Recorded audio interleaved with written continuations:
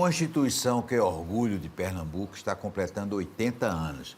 É a Universidade Católica de Pernambuco, Unicap, onde eu tive o privilégio de estudar. E nós recebemos com muito prazer o padre Pedro Rufus, que é o reitor da Unicap. Padre, o senhor é jesuíta, né? Se fez sua formação religiosa aonde? Os jesuítas têm uma formação espalhada por todo o Brasil, porque a base da formação nossa é fazer uma experiência de inserção. E aí passei pela Bahia, Paraíba, a parte dos estudos de Belo Horizonte, mas também depois mestrado e doutorado em Paris. E tive a sorte de passar aqui em 88, 89, trabalhar no Colégio Nóbrega e na Universidade Católica, o que me deu, de certa forma, uma base para voltar aqui e assumir a missão que eu estou até hoje. Aliás, eu estou danado porque eu fui aluno muitos anos do Colégio Nóbrega, né, Padre Santana, e Padre Santana. Fechou, né? Qual foi a razão do Nóbrega fechar? Um pouco redesenho da sociedade. Os colégios que estavam na área central, eles foram perdendo a força. Isso tem a ver com a cidade também, porque eu acompanhei nos anos 88, 89, a diminuição do número de alunos, e o colégio que chegou a quase 3.000 alunos, fechou com 640 alunos. Então, a estrutura não poderia continuar para um número tão reduzido de alunos. Mas também foi o redesenho da cidade, colégios mais nos bairros, etc. Agora, a gente tem que dizer, João, que antes de fechar, vamos dizer assim, o colégio abriu uma universidade. Então, a Universidade Católica de Pernambuco começou na missão do colégio, a Faculdade Nóbrega. Então, assim, foi um colégio que teve um apogeu, e nesse apogeu, nos anos 40, ele deu origem a uma faculdade. E nos anos, somente em 2006, que aí ele não aguentou mais. Poderia ter sido integrado à universidade? Certamente, mas a história é o que ela é. Então, a gente continua na universidade a mesma missão educativa dos jesuítas, que em Pernambuco tiveram vários colégios que foram fechados, né? O Nóbrega foi o último. Então, eu não gosto de dizer que o Nóbrega fechou. Ele foi transformado. Hoje, nós temos o Liceu Nóbrega, que é uma parceria com o governo do estado, né? Uma parceria bem antiga e que é renovada. Por exemplo, atualmente é uma escola de tempo integral, com mais de 1.000 alunos. Então, o antigo Nóbrega fechou, mas antes dele encerrar suas atividades, ele deixou o legado para uma universidade e agora com a parceria com o governo do estado. Ainda tem colégios jesuítas no Brasil? Tem uns 15 colégios no Brasil, né? Todos também em fase de transformação, mas praticamente o único que deu origem a uma universidade foi o Colégio Nóbrega. Quando o senhor está aperreado, se agarra com quem? Com Santo Inácio? Olha, com o santo que estiver perto, né? Mas não tem um preferido, não. Minha mãe dizia assim que, olha, procura um santo mais desocupado, porque deve ter muito apelo a ele. Não, Santo Inácio, a minha história com Santo Inácio é o tipo de espiritualidade.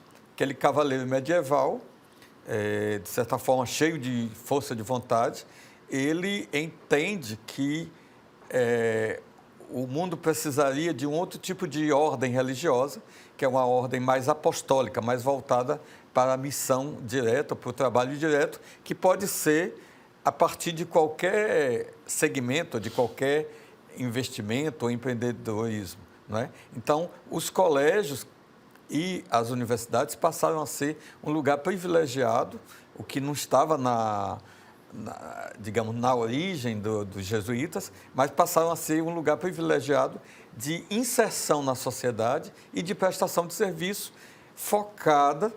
uma prestação de serviço focada no humanismo, inspirado do cristianismo, mas é inspirado do cristianismo aberto ao diálogo com todos e com todas as tendências que possam existir. Então, essa é, digamos assim, é uma maneira de dizer a missão dos jesuítas. Mas Santo Inácio faz um bocado de milagre. Faz. Um grande milagre que ele fez, e um bom milagre, se é que tem milagre que não seja bom, mas foi a nomeação do primeiro Papa jesuíta da história. um argentino, o primeiro latino-americano e também o primeiro a escolher o nome de Francisco. Então, o Papa Francisco, ele é pioneiro em várias coisas, mas ele não só tem essa bagagem, essa formação jesuíta, mas ele tem um espírito antenado para o momento presente, e o santo mais popular do mundo e que tem uma agenda bem atual é Francisco.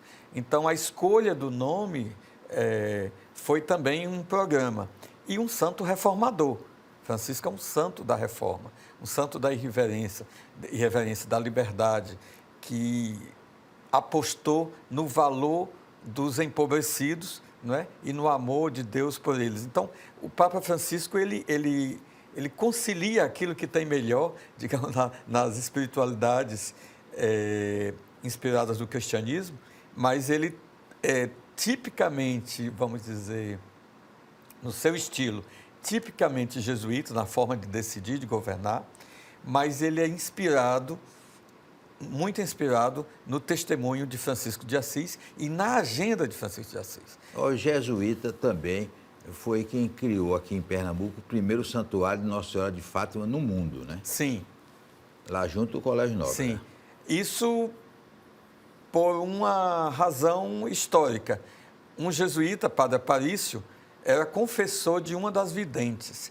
E os processos de, como dizer, autentificação de um milagre, ele pode demorar. Então, enquanto eles estavam em Portugal, analisando até que ponto foi uma aparição autêntica, toda essa pesquisa que a igreja estava fazendo, investigação, enquanto isso, o Padre Aparício veio de Portugal em missão para o Colégio Nóbrega. E aí, antes de começar o Santuário de Fátima, ele, então, começou o santuário, que não era santuário, começou a capela do Colégio Nóbrega, uma capela para 1000 pessoas, que o colégio estava também na sua efervescência. E aí, por isso, tornou-se o primeiro santuário consagrado a Nossa Senhora de Fátima do mundo. E aí a gente pode até brincar. E o último santuário consagrado a Nossa Senhora de Fátima no mundo está em Portugal, que é o novo Santuário de Fátima. Então, mais uma vez, Pernambuco foi pioneiro, assim, de uma história. Ô, Padre Pedro, e Unicap? Unicap tem quantos cursos?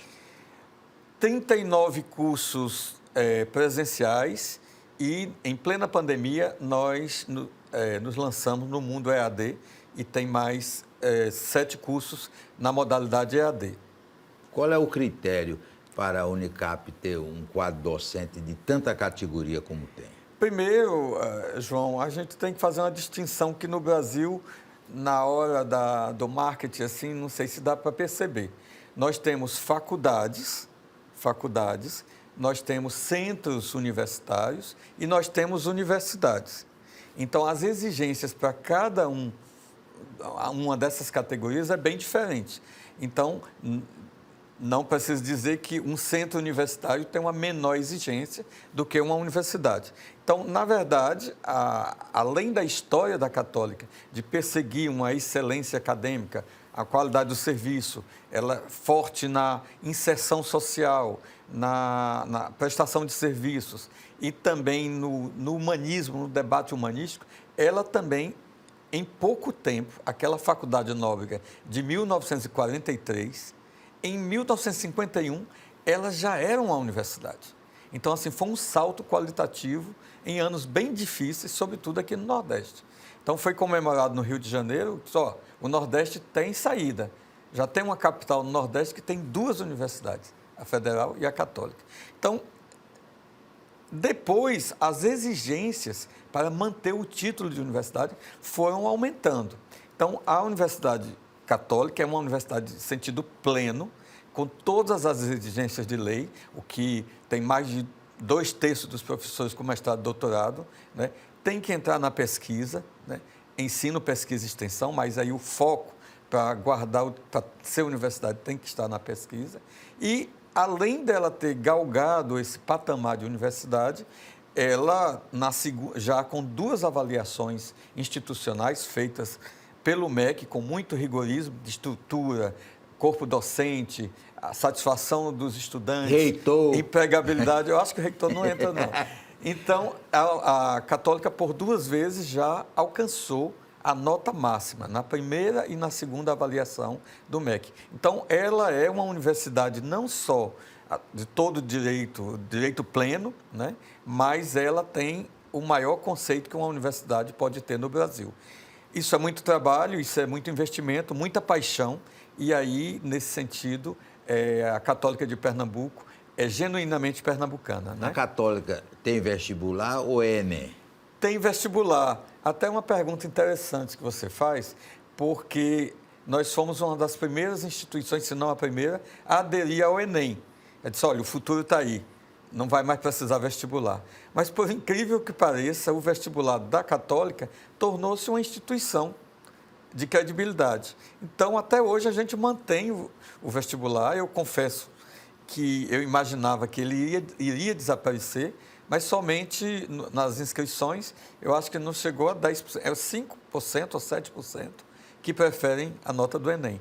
Então, nós temos não só essas 2 possibilidades de ingresso, mas nós temos o tempo todo, a universidade está aberta para formas de ingresso. Até eu lembro do primeiro slogan, quando a gente resolveu isso, não precisa mais esperar 1 ano para entrar na Católica, né? De fato, hoje não precisa esperar nenhum semestre, a qualquer momento pode haver entradas. O que a gente exige é sempre uma seleção, né?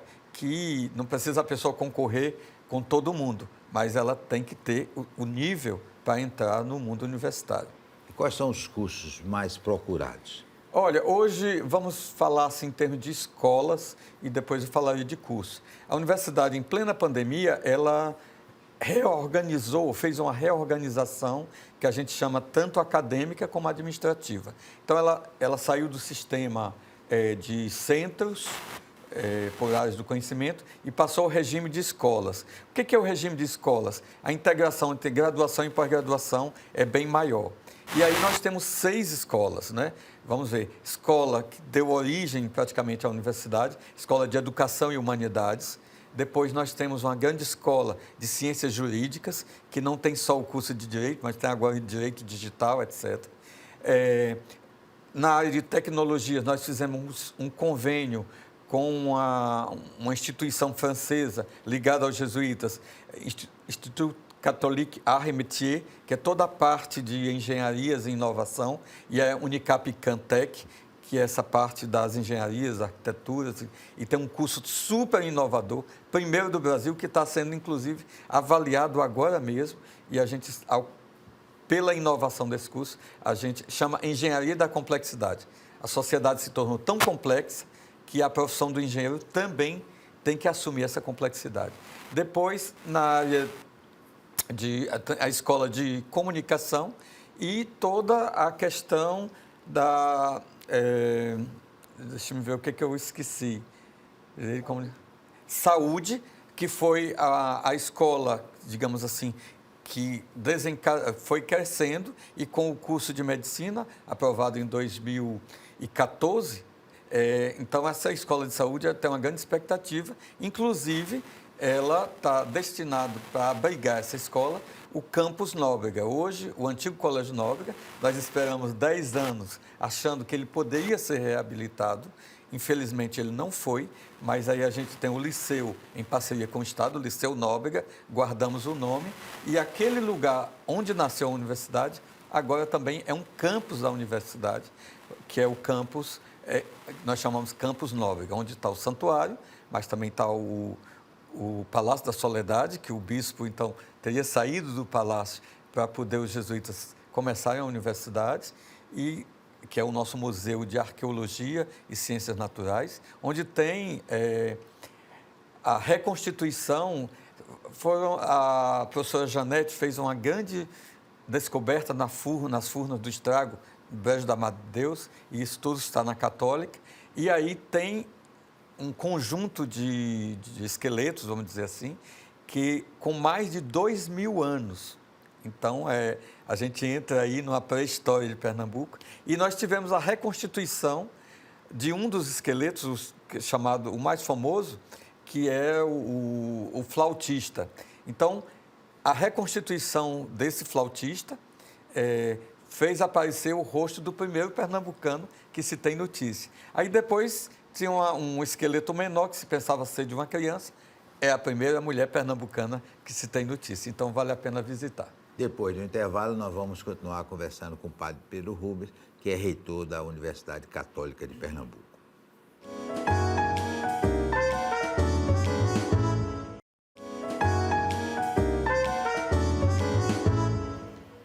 Vamos continuar conversando com o padre Pedro Rubens, que é reitor da Unicap. Mas, voltando à pergunta anterior, quais são os cursos que têm mais candidatos no vestibular? É medicina? É medicina. Atualmente é medicina, foram mais de 22 candidatos por vaga. É uma concorrência assim, bem forte.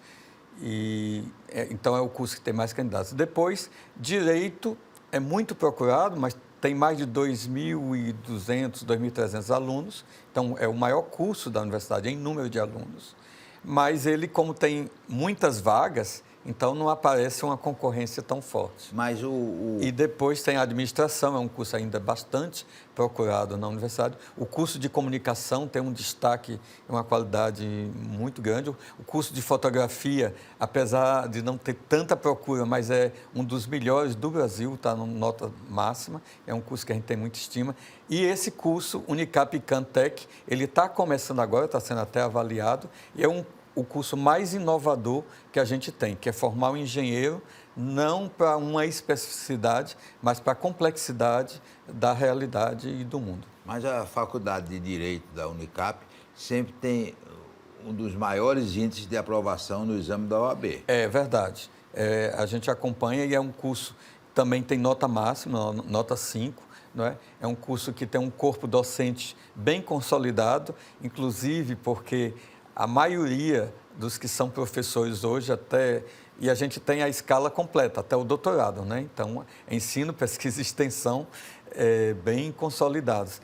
E a maior parte dos nossos professores e professoras são egressos da universidade. Então, o curso de Direito, ele tem uma importância muito grande, mas ele completou um ciclo de consolidação, digamos assim. Ele tem a cara da universidade, ele foi inovador em várias áreas, por exemplo, Sociologia do Direito, surgiu aqui em Pernambuco. A questão da prática jurídica, que hoje é obrigatória, antes foi uma iniciativa da Universidade Católica. Então, assim, é um curso bem forte e que sempre disse a que veio. Olha, a Ordem dos Jesuítas, não satisfeito no trabalho enorme que o senhor tem aqui na Unicap, ainda lhe colocou para ser um dos líderes da Associação das Universidades Católicas do Mundo, né? Foi.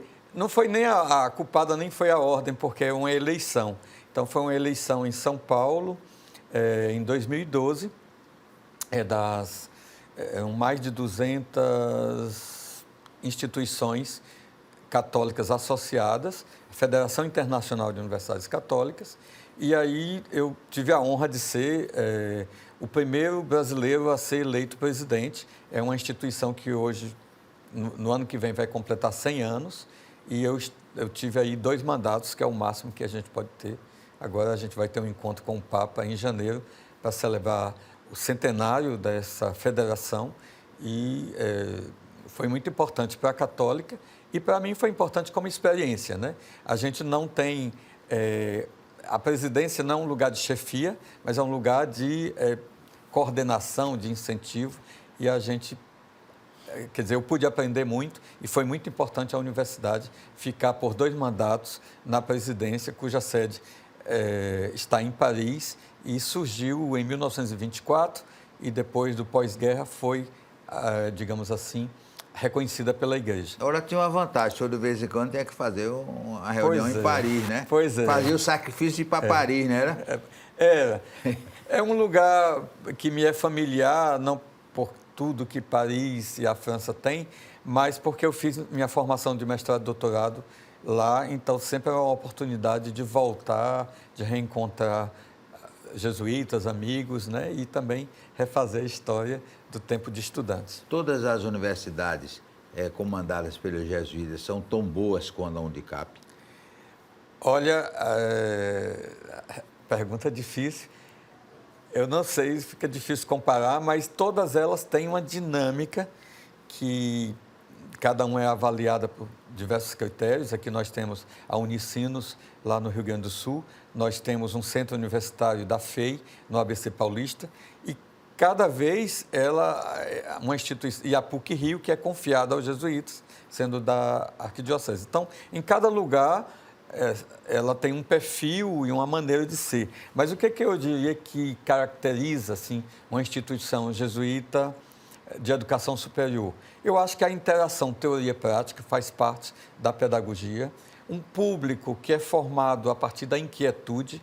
Os estudantes da Católica, além de ser uma instituição inspirada dos jesuítas ou do cristianismo, é também pernambucana. Então, essa inquietude, essa busca do mais, de dar mais de si, de fazer algo mais, de fazer diferente, isso eu acho que faz parte das nossas instituições. Pedro, o senhor é uma figura muito querida do Recife e eu adoro Recife. E é lindo. E todo evento que o senhor vai e aparece, sempre tem uma pessoa. Fui aluno da Unicap. Pois é. Né? Gente importantíssima, tudo aluno da Unicap. Dá um orgulho ao senhor, né? Dá muito orgulho, confirma na missão e também traz algumas interrogações. Porque eu fico curioso, né? Onde estão os ex-alunos da Católica? Aí me impressiona muito, por um lado, quando a estudante é bastante exigente, e isso nos ajuda a melhorar o tempo todo, e quando sai é uma paixão, um reconhecimento extraordinário. Então, o maior patrimônio da Católica é o pessoal que passou por lá ou que trabalha lá, porque trabalha com coração, né, com muita paixão. Então, isso é muito bonito, mas eu acho, João, que tem também algo da genética da instituição que contagia ou atrai aqueles que têm uma genética parecida. A Católica pode contar a sua história e a história daqueles que estudaram ou que fazem parte do corpo docente, o corpo administrativo, é a superação.